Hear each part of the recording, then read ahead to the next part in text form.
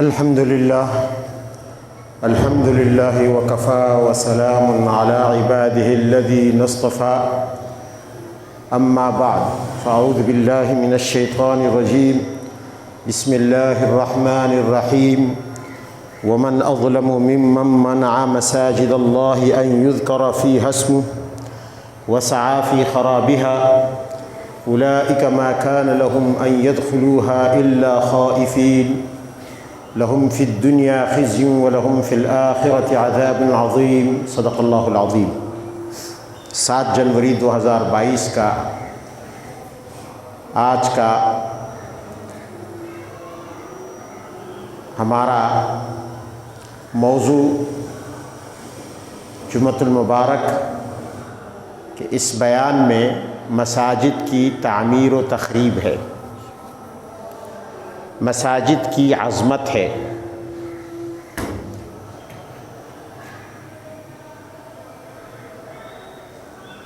افسوس کا مقام ہے کہ آج مسلمان کی نہ عزت محفوظ ہے، نہ آبرو، نہ جان محفوظ ہے، نہ اس کی دولت اور مال محفوظ ہے، نہ اس کی عقل محفوظ ہے، اور نہ ہی اس کا ایمان محفوظ ہے۔ آج مسلمان اور بالخصوص پاکستان کا باشندہ عام مسلمان اپنی ان تمام قیمتی اثاثوں کے حوالے سے پریشان ہے۔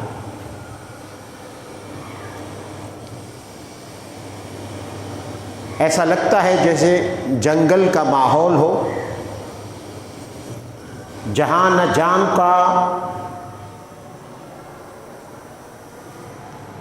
کی حفاظت ہوتی ہے، نہ مال کی حفاظت ہوتی ہے، نہ عزت کی حفاظت ہوتی ہے،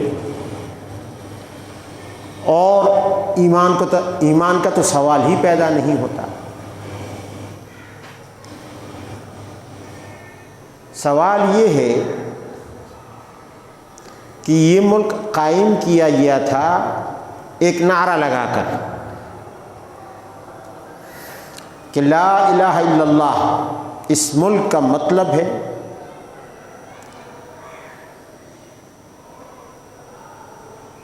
مسلمان اس نعرے کی خوش فہمی میں مبتلا ہو گئے اور انہوں نے بڑھ چڑھ کر اس نعرے کی حمایت کی اور اس ملک کی حمایت کی اس وقت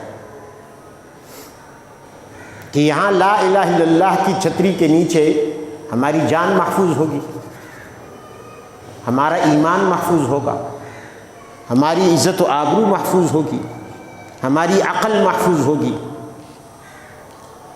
اور ہماری دولت محفوظ ہوگی، ہمارے گھر محفوظ ہوں گے۔ اس خوش فہمی میں مبتلا ہوئے، لیکن افسوس یہ ہے کہ گزشتہ 70 سالوں نے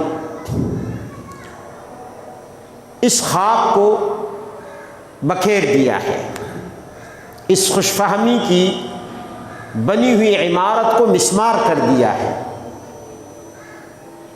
اور آج حالت یہ ہے کہ گھر سے آدمی نکلتا ہے تو اس کی جان محفوظ نہیں ہے، گھر والے الگ پریشان، وہ خود پریشان، مال محفوظ نہیں ہے، دین محفوظ نہیں ہے۔ تو سوال یہ ہے کہ کیا ہم کسی جنگل میں رہ رہے ہیں؟ پھر جو نظام ہم پر مسلط کیا گیا، نظام تعلیم، ایک سیکولر نظام تعلیم، اس نظامی تعلیم نے جو بچے دیے وہ بھی اسی نظامی تعلیم کے رنگ میں رنگے ہوئے تھے۔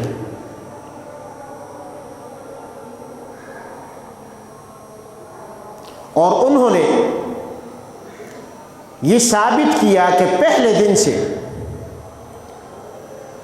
اس ملک اور اس ملک کو چلانے والی اشرافیہ، اس ملک کی حکمران قوت اور اس ملک کو اور اس ریاست کو دین سے تو خصوصاً کوئی دلچسپی نہیں۔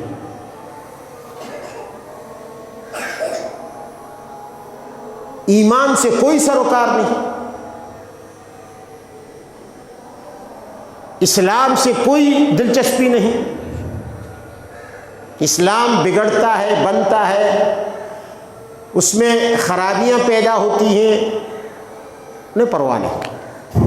لیکن افسوس یہ ہے کہ وہ لوگوں کی جان و مال کا تحفظ بھی نہیں کر سکے، اس لیے کہ جب ایمان نہیں ہوگا تو اخلاص کہاں سے ہوگا، خلوص کہاں سے ہوگا؟ جب دین کے ساتھ انسان مخلص نہیں ہوگا تو قوم کے ساتھ کیسے مخلص ہو سکتا ہے؟ قوم سے اخلاص تب پیدا ہوگا جب دین سے اخلاص ہوگا، تو پھر خوف خدا ہوگا، اللہ کا ڈر ہوگا، قیامت کے احتساب کا خیال ہوگا۔ ہمارے ملک پر مسلط طبقہ وہ ہمیں بار بار یہ احساس دلا رہا ہے کہ ہمیں نہ تمہاری جان سے کوئی دلچسپی ہے، نہ تمہارے مال سے کوئی دلچسپی ہے، نہ ہمیں تمہارے دین سے کوئی دلچسپی ہے۔ اسی لیے ہم پر یہاں تک کہ عدالتوں میں، کورٹوں میں مسلط جج وہ بھی ہمیں یہ احساس بار بار دلا رہے ہیں، اس لیے کہ وہ بھی اسی نظام کے دیے ہوئے انڈوں سے پیدا ہونے والے بچے ہیں، وہ بھی سیکولر ہیں، ان کو دین ایمان سے کوئی دلچسپی نہیں۔ شریعت کا نظام تو ہے نہیں کہ شریعت کو جاننے والے ماہرین شریعت قاضی بنے اور خوف خدا کے ساتھ لوگوں کے درمیان شریعت کے مطابق فیصلے کریں۔ انسانوں کا بنایا ہوا نظام ہے، انگریزوں کا بنایا ہوا قانون ہے، اسی کو پڑھ کر نکل کر اسی کے جج بن کر اسی کے مطابق فیصلے کرتے۔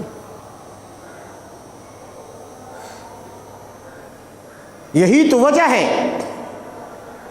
کہ یہ ہمارے اشرافیہ طبقہ، یہ ہماری عدلیہ کے جج، یہ اب ہمیں صرف یہی احساس نہیں دلا رہے اس قوم کو کہ ہمیں تمہارے مذہب اور ایمان اور اسلام سے کوئی دلچسپی نہیں، اس ریاست کو اسلام سے کوئی دلچسپی نہیں، کوئی غرض نہیں، بلکہ اپنے فیصلوں سے اور اپنی باتوں سے اور اپنے عملی اقدامات سے ہمیں بار بار یہ احساس دلا رہے ہیں کہ ہم اسلام کے مخالف بھی ہیں۔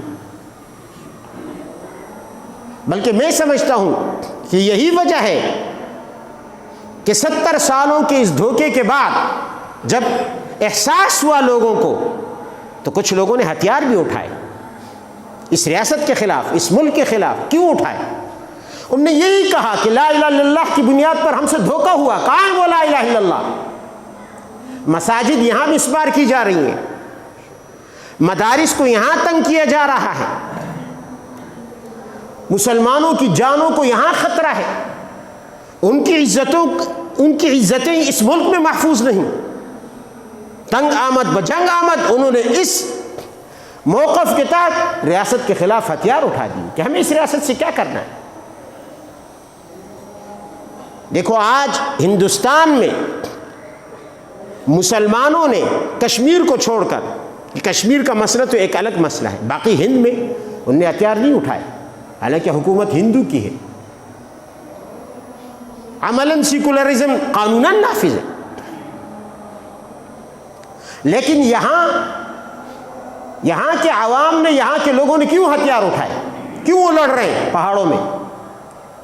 وہ کہتے ہیں کہ ہمارے ساتھ دھوکہ ہوا، ہمیں لا الہ الا اللہ کے نام پر دھوکہ دیا گیا، اور ان کے آئے دن کے بیانات اور اقدامات ان کے موقف کو تقویت پہنچا رہے ہیں۔ اب تو عوام کے ذہنوں میں بھی یہ سوالات اٹھنے لگے ہیں۔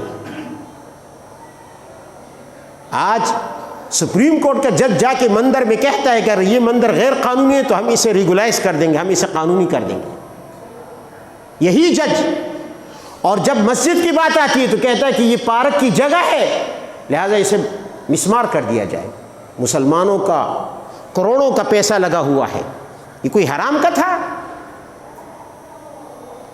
تم بیک جنبش قلم مدینہ مسجد کو مسمار کرنے کے آرڈر جاری کر دو اور مندر میں جا کر کھڑے ہو جاؤ، تو تمہاری ان باتوں سے ان نوجوانوں کے موقف کو تقویت نہیں ملے گی، اور عوام کے ذہنوں میں یہ سوال نہیں پیدا ہوگا کہ کیا یہ ایک اسلامی ملک ہے یا ہندوستان سے بھی آگے کہیں کفری ملک ہے.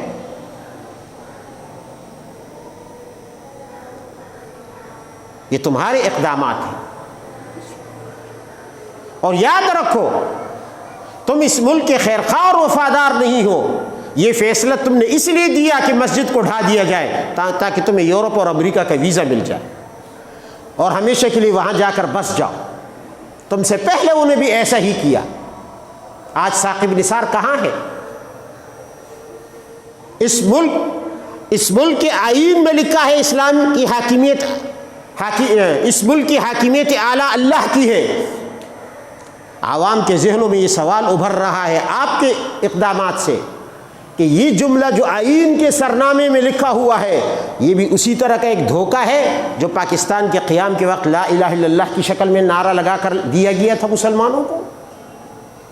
اگر یہاں اسلام کی حاکمیت، اگر یہاں اللہ کی حاکمیت ہے تو اللہ کے گھر کو کیوں گرایا جا رہا ہے؟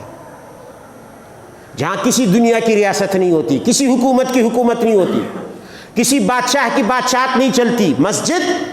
مسجد میں کوئی حکمران، ایک شخص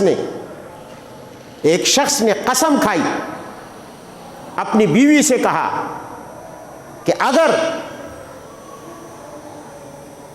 بلکہ خلیفۃ المسلمین ہارون الرشید نے اپنی بیگم سے کہا کہ اگر تو صبح ہونے سے پہلے راتوں رات میری حکومت کے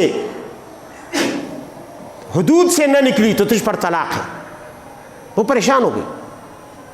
اب وہاں اس زمانے میں جہاز تو تھے نہیں کہ منٹوں سیکنڈوں میں آدمی نکل جائے. پیدل اور گدھوں اور گھوڑوں اور خچروں کے سفر تھے. اتنی بڑی زمین سے کیسے آدمی نکل سکتا ہے؟ فقہا سے مسئلہ پوچھا گیا. اکثر نے یہی کہا کہ بھائی آپ کو طلاق تو پڑے گی. امام یوسف کے پاس مسئلہ ہے، فرمایا فوراً مسجد میں چلی جاؤ، صبح تک وہاں رہو، طلاق نہیں پڑے گی. خلیفہ نے پوچھا کیوں؟ کہا اس لیے کہ یہاں تیری حکومت نہیں چلتی، یہاں اللہ کی حکومت ہے. یہاں اللہ کی حکومت ہے، یہ تیرے ملک میں ہے ہی نہیں. تو کیا سمجھتا ہے مسجد کو؟ اور آج ہمارا چیف جسٹس کہتا ہے مسجد کو گرا دو اس لیے کہ پارک کی جگہ پر بنی ہوئی. یہ تو ریاست کی ذمہ داری تھی وہاں کے مسلمانوں کو مسجد دینے کی. لیکن بتاؤ یہ چلو اگر پارک کی مسجد پر بنی ہے نا، تمہارے گھر کی جگہ پر تو نہیں بنی، تمہیں کیا تکلیف ہے؟ مسلمانوں کو تکلیف نہیں ہے. وہ پارک سے اپنی ضرورت مسجد میں زیادہ سمجھتے. اور تمہیں نہیں معلوم کہ پارکوں میں کیا ہوتا ہے؟ تم جہاں قرآن پڑھا جاتا ہو، جہاں اللہ کے لیے سجدے کیے جاتے ہو، تم اس جگہ کو مسمار کر کے وہاں پارک بنا کر فحاشی کے اڈے بنانا چاہتے ہو. تم جاؤ جنا کے مزار پر، کیا ہوتا ہے وہاں جو تم نے پارک بنایا ہے؟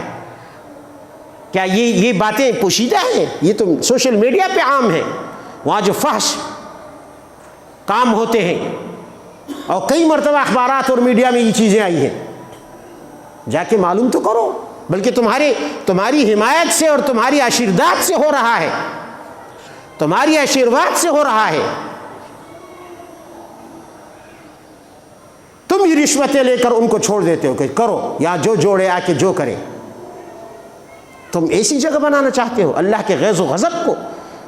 اور ابھی کرونا اور ابھی اومیکرون اور ابھی تیسرا کوئی اور عذاب فرانس میں جو آیا، تم نہیں ڈرتے اللہ کے عذاب سے، اللہ کے قہر سے؟ وَمَنْ أَظْلَمُ مِمَّنْ مَنَعَ مَسَاجِدَ اللَّهِ، اللہ نے اعلان کیا اس شخص سے بڑا ظالم کون ہے. سورہ بقرہ، جو اللہ کی مسجد سے لوگوں کو روکے أَن يُذْكَرَ فِيهَا اسْمُهُ، کہ وہاں اللہ کا نام لیا جائے، اللہ کا ذکر کیا جائے، اللہ کی عبادت کی جائے. صرف یہی نہیں کہ لوگوں کو روکے، وَسَعَى فِي خَرَابِهَا، مسجد کو ڈھانے میں، مسجد کو برباد کرنے میں دوڑ دھوپ کرے، کوششیں کرے. فرمایا اولئک ما کان لهم ان يدخلوها الا خائفین، اگر یہ اللہ سے ڈرنے والے ہیں تو ان کو مسجد میں قدم رکھتے ہی ان پر خوف اور رقت اور گریہ کی کیفیت طاری ہو جانی چاہیے. یہاں کسی بدماش کی بدماشی نہیں چلتی. کسی سپریم کورٹ کے آرڈر کا، جج کا آرڈر نہیں چلتا، کسی ملک کے بادشاہ کا آرڈر نہیں چلتا، یہاں صرف احکم الحاکمین کا آرڈر چلتا ہے۔ لہم فی الدنیا خزی، فرمایا جو میرے گھروں کو، مسجدوں کو برباد کرے گا وہ سن لے دنیا میں بھی رسوا ہوں گے انشاءاللہ۔ وَلَهُمْ فِي الْآخِرَةِ عَذَابٌ عَظِيمٌ، اور آخرت میں ان کے لیے عذاب عظیم ہے۔ ابرہہ مت بنو جس نے اللہ کے گھر کو ڈھانے کے لیے وہ فوج لے کر آیا، خانہ کعبہ کو برباد کرنے کے لیے، مسجد حرام کو برباد کرنے کے لیے، اور خود نشان عبرت بنا۔ سلیمان ابن داؤد بنو جس نے اللہ کا گھر بیت المقدس تعمیر کیا۔ ابرہہ مت بنو، اور یاد رکھو قرآن کہتا ہے انما یعمر مساجد اللہ من آمن باللہ والیوم الآخر، مسجد کی تعمیر تو صرف مؤمن لوگ ہی کیا کرتے ہیں۔ ان بے دینوں کو جن کے دلوں میں مندر کی عظمت ہو، مسجد کی عظمت نہ ہو، یہ کیا جانے ان کا کیا کام مسجد کی تعمیر سے؟ یہ ہمارے جج ہیں۔ اور عجیب بات، اگر جج کے خلاف کوئی بات کہی جائے تو یہ تو جبرائیل سے بھی زیادہ مقدس ہے، فوراً توہین عدالت کا نوٹس دے دیا جاتا ہے، اس نے عدالت کی توہین کر لی۔ ہاں ماشاء اللہ، اس ملک میں توہین اسلام کے لیے کوئی دفعہ نہیں، توہین مسجد اور مسجد کو ڈھانے کے لیے کوئی دفعہ نہیں، بس دفعہ ہے تو توہین عدالت کے لیے۔ کوئی تم آسمان سے اترے ہو؟ تمہارے فیصلے کو چیلنج نہیں کیا جا سکتا، اور تم عدالتوں کی اپنی نظر میں کیا حیثیت ہے؟ سیشن کورٹ کا ایک جج فیصلہ دیتا ہے، ہائی کورٹ کا جج اسے پھاڑ کے پھینک دیتا ہے، نہیں مانتے۔ اس جج کی کیا حیثیت ہے؟ ہائی کورٹ کا جج فیصلہ دیتا ہے، سپریم کورٹ کا جج اسے پھاڑ کر پھینک دیتا ہے۔ تم ہم سے احترام عدلیہ کا کروانا چاہتے ہو، پہلے خود تو عدلیہ کا احترام کرو۔ تم نے یہ ڈھکوسلے بنائے ہوئے ہیں، یہ سیشن کورٹ ہے، یہ ہائی کورٹ ہے، اور یہ سپریم کورٹ ہے،